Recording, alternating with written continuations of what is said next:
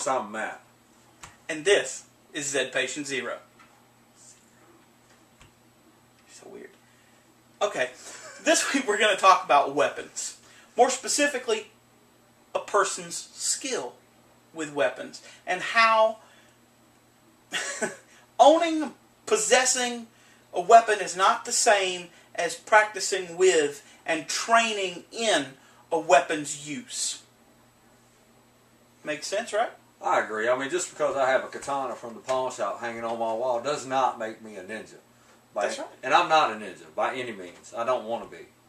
You know, I am a samurai warrior. Beyond the use, the maintenance of an actual, 1694 Japanese katana, okay? Old school, 2,000 folds, all that crap, okay? The maintenance of that weapon to keep it from falling apart in a pile of rust is amazing. The honing, the sharpening, the oil. And if you don't know that, you're not going to maintain it. And it's going to stay in its sheath, hanging on your wall. And then when the zombies try to bust your door down and you pull it out of its sheath, it's just going to be a handle with a stump of iron on it. Yeah, well, that sword's not particularly the type of sword I would use. I don't even have access to a sword like I would want to have in this situation. Sure. I mean, if you don't have a sword made by a master, Kill Bill, if you don't have that guy, Hattori Hanzo! If you don't have a Hanzo, then you don't have a sword. Okay. Like you said, it's completely fictional.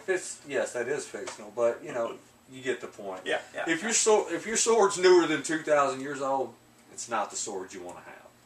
Well, if you're proficient in the use of arms and armor, then a 3-year-old sword would do you well, significantly better than a 2,000-year-old sword in the hands of an amateur.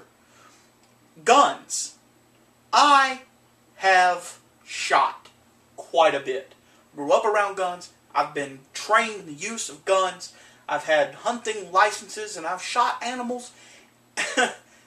I know guns. I'm a pretty good crack shot. I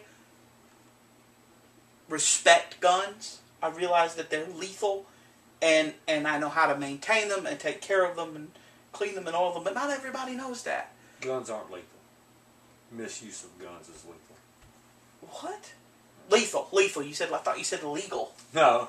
I was like, yeah, no, they are. I mean, unless you're a convicted felon, yeah, they are. Guns are legal. That's right. Yeah, I said lethal. That's hilarious. But, if I don't know how to shoot, and a good example would be Walking Dead, the episode where Carl gets shot. Sorry for the spoiler if you haven't seen it. But Otis shoots a deer. The bullet goes through one side of the deer, outside the other, and shoots Carl in the freaking chest. Now, I don't want to get into let's kill Carl, but I don't think that's a good example because the guy was a good shot. It's not a good example of a person not being able to use a gun, but it is a good example of what can go wrong if you're not cautious. If there's a group of survivors and a zombie breaks through the middle and you have a friendly fire scenario where somebody turns their gun to shoot the zombie, zombies are squishy, bullets go through them. Come out the other side and shoot one of your friends in the chest, or in the shoulder, or in the thigh, for Christ's sake. Hopefully in the shoulder. Right. Well, believe it or not, there's a number of main arteries and nerve endings that feed your hands that can kill you by getting shot in the shoulder. It's when you see in a police show, the guy gets shot in the shoulder and he's like, it's okay, it's only a flesh wound. People die from that every day. Yes, they do. Yes, okay? they do. It's not good to get shot anywhere. It's not fun. It's not fun. And there are only a couple of places where it's not going to kill you right away. Unless you get lucky. But you need to remove luck from the equation. If you're going to be using and handling weapons, you need to, at least on a perfunctory level, learn. Learn. A machete is a user-friendly tool. They're designed to be used by anybody, by a 9-year-old gardening. Okay, you need to chop through some bushes, grab a machete. They work. That's what they're for. But when you go hacking people's heads off and chopping people to little pieces with it, you have to be conscious and conscientious of the use of that as a weapon. If you go smashing people's head with a baseball bat, it's hard to screw that up, but it's possible. I think the Things like your swing arc. well, the self-honesty in the situation. You know, if you're not good, if you're not good with a ninja sword, don't be twisting it around like Chuck Norris or Jackie Chan. Props, Jackie. Or Bruce Lee or anything like that. Yeah. You don't need to do that. You need to use the sword for a sword, not a toy.